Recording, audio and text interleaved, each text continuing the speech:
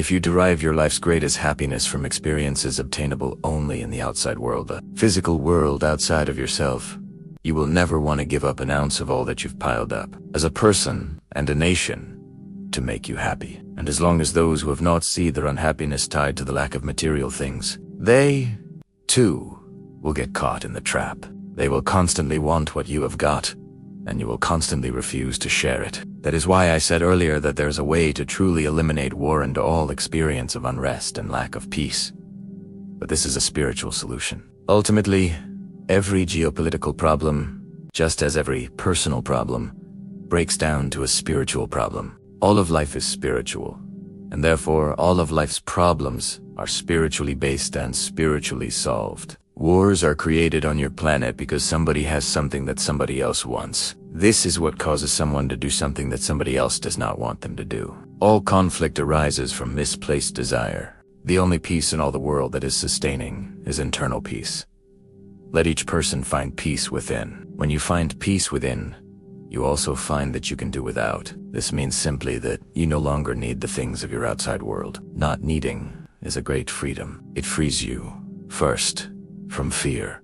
Fear that there is something you won't have. Fear that there is something you have that you will lose. And fear that without a certain thing, you won't be happy. Secondly, not needing frees you from anger. Anger is fear announced. When you have nothing to fear, you have nothing over which to be angry. You are not angry when you don't get what you want, because your wanting it was simply a preference, not a necessity. You therefore have no fear associated with the possibility of not getting it.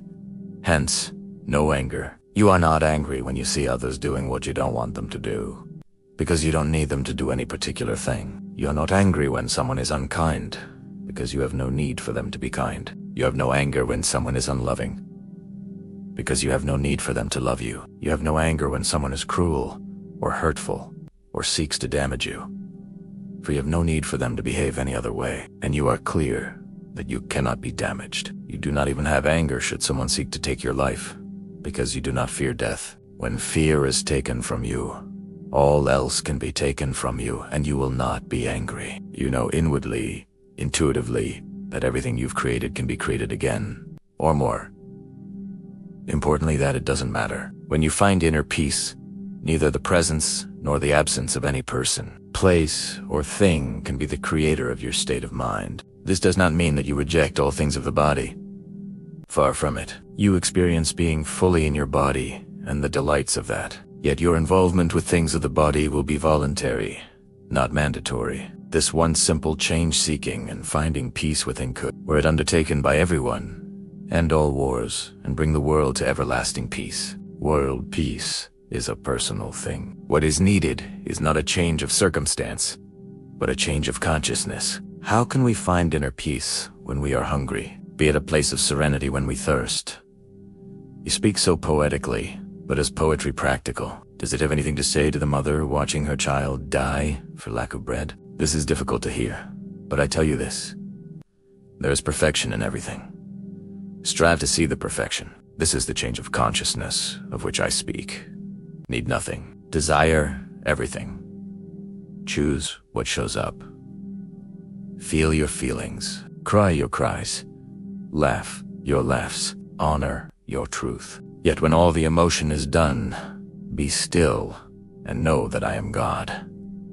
In other words, in the midst of the greatest tragedy, see the glory of the process. Now, this sounds like such an impossible thing to do. Yet when you move to God consciousness, you can't do Italiano. In a moment of great tragedy, the challenge always is to quiet the mind and move deep within the soul. Fear not, for I am with you. That is what poetry has to say to the person facing tragedy. In your darkest hour, I will be your light. In your blackest moment, I will be your consolation. In your most difficult and trying time, I will be your strength.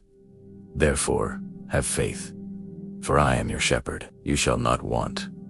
I will cause you to lie down in green pastures. I will lead you beside still waters. I will restore your soul and lead you in the paths of righteousness for my name's sake. And yea, though you walk through the valley of the shadow of death, you will fear no evil, for I am with you. My rod and my staff will comfort you. I am preparing a table before you in the presence of your enemies. I shall anoint your head with oil. Your cup will run over. Surely, goodness and mercy will follow you all the days of your life, and you will dwell in my house and in my heart forever.